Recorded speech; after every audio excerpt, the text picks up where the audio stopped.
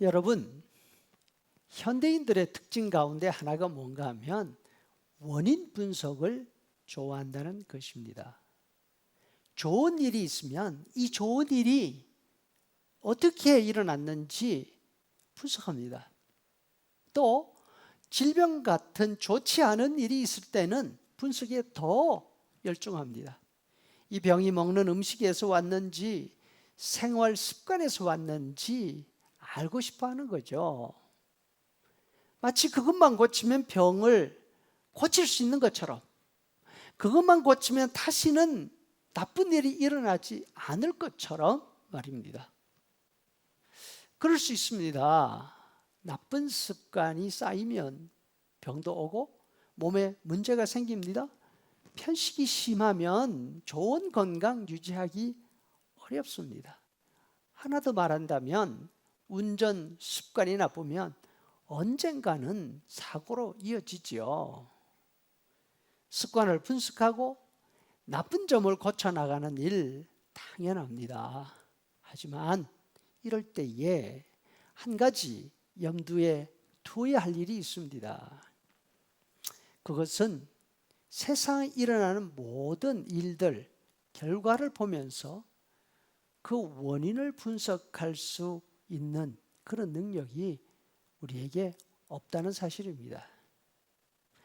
예수님이 길을 가시다가 사람을 하나 만났습니다. 앞을 보지 못하는 맹인이었습니다.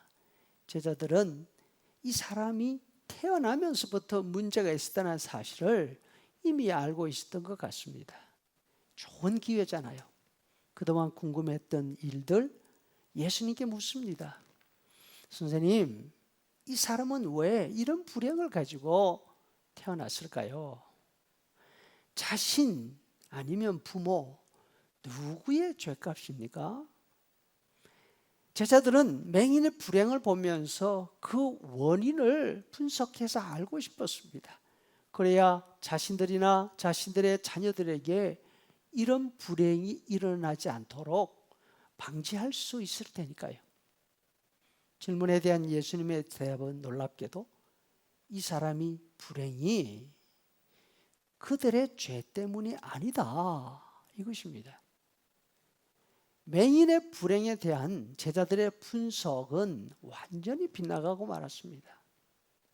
하나님은 이 사람의 불행을 통해서 하나님의 하시는 일, 다시 말해서 고치시고 살리시는 하나님의 구원하심을 보여주고 싶어 하시는 것이다. 예수님이 그 사람 앞에 쪼그려 앉으십니다. 땅에 침을 뱉으시더니만 길바닥에 있는 흙을 익히십니다. 진흙을 만지시는 모습, 여러분 마치 태초에 아담을 만드시던 그 모습 떠오르지 않습니까? 침으로 익힌 흙을 기름을 바르듯이 맹인의 눈에다가 바르셨습니다. 그리고 실로암 못에 가서 씻으라, 이렇게 말씀하셨잖아요.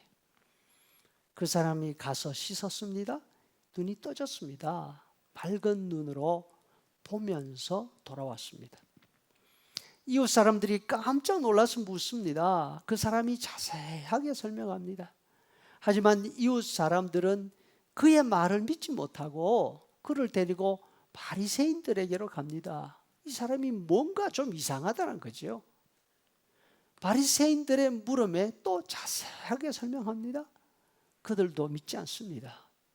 그리고는 그 부모를 호출합니다. 부모들에게 묻습니다. 부모들이 대답합니다.